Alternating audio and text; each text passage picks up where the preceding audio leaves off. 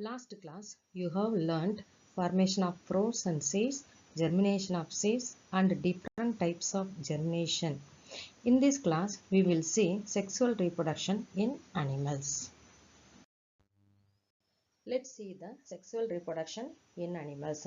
First, we should know the meanings of some important terms like male sex, female sex, gametes, sperms, ova or eggs, fertilization, zygote and embryo, which are involved in sexual reproduction.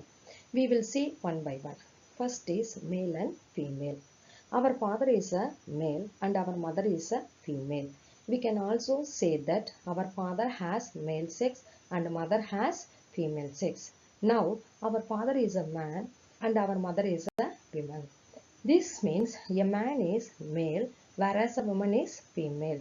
Because of that, a man is said to have male sex and a woman is said to have female sex. Similarly, a boy has a male sex and a girl has a female sex. On the whole, in humans are unisexual. We can differentiate male and female easily. That is termed as sexual dimorphism. Just like human beings, other animals also have male and female sexes. Already you have learned even the plants have male and female sexes. Specialized sex cells are present in animal's body. An animal having male sex cells are called sperm in its body called male. On the other hand, an animal having female sex cells are called ova or eggs in its body is called female. Let's see gametes. Already I said specialized reproductive cells are called sex cells. These sex cells are also known as gametes. These gametes only involved in sexual reproduction. Gametes are of two types. They are male gametes and female gametes. The male gamete in animals is called sperms and the female gamete is called ovum or egg.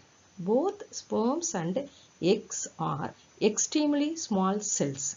Under high power microscope only we can observe these cells.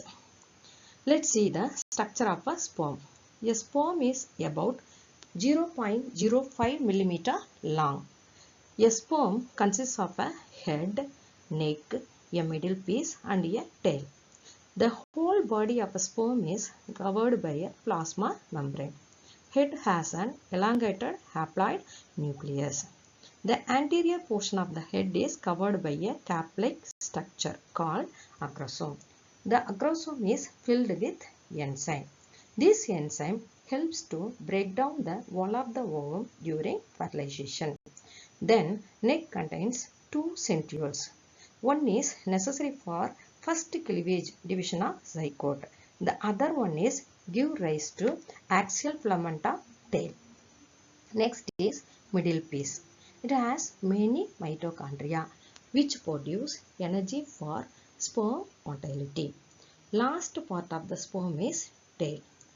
This tail helps to move inside the female reproductive tract towards the ovum for fertilization. Let's see the structure of a human egg or ovum. It is round in shape and about 0.15 mm in diameter. The ovum is also a single cell having a nucleus, cytoplasm and cell membrane. Let's see fertilization. Fertilization is otherwise called as syngamy. During sexual reproduction, a male gamete must combine with a female gamete. That is the fusion of a male gamete with a female gamete to form a zygote. During the sexual reproduction is called fertilization. As a result of fertilization, a new cell formed that is termed as zygote. The zygote is actually fertilized egg or fertilized ovum. The zygote undergoes mitotic cell division and develops to form a new baby. The unborn baby in the uterus in the early stages of development is called an embryo. On the other hand, the unborn baby in the uterus in the later stages of development is called a fetus. Let's see the mode of fertilization in animals. Already you know fertilization means the fusion of a sperm with an ovum. So the fertilization of an egg by a sperm can take place either inside the body of the female or outside its body. Based on this, two methods of fertilization takes place in animals. They are internal fertilization and external fertilization. Now we will see one by one. First, internal fertilization. Here, fertilization occurs inside the female body. That means the female animal's eggs are fertilized by sperms inside its body. In mammals, including human beings, birds and reptiles, the fertilization occurs inside the female body. That means internal fertilization takes place in most of the animals. In internal fertilization, the male animal transfers its sperms into the female animal's body. This transfer of sperms from the testes of the male animal into female animal's body occurs at the time of copulation or mating. Copulation is the act by which the animal transfers its sperms into the female animal's body. During copulation, very large number of sperms are discharged into the female body. These sperms fertilizes the eggs inside its body.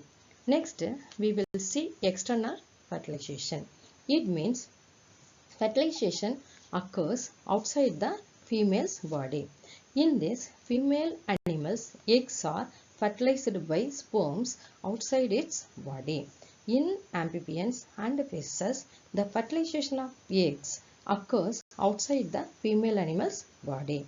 In external fertilization, the male and female animals release their sperms and eggs in water where fertilization takes place by collisions between eggs and sperms. Here, collision means close approach of eggs and sperms. For example, the males and females of frogs and fishes release their sperms and eggs in water in which they live. The sperms then collide with the eggs and fertilize them outside the body of female frog or fish. Already you know that the new cell which is formed by fertilization is called zygote. Then this zygote develops into a full organism. This also varies in different animals. For example, in human beings, the zygote grows and develops into a baby inside the female's body. And then the mother gives birth to the baby. Just like humans, the animals like cats and dogs also give birth to their young ones. These animals are called viviparous animals. But the process is entirely different in the animals like birds which lay eggs. These animals are called as oviparous animals. In this, few exceptional cases are there. For example, platypus lay eggs but feeds milk with their young ones. That is termed as ovoviviparous. It is clear from this discussion that all the organisms do not give birth to individuals like humans do. In some animals, the young ones may look very different from the adult. For example, in case of frog, the fertilized egg, that is zygote, develops into tadpole, that means larva, which later develops into adult frog. The process of transformation of the larva into an adult is called metamorphosis. Like frog, metamorphosis is also found in silk moth and butterfly.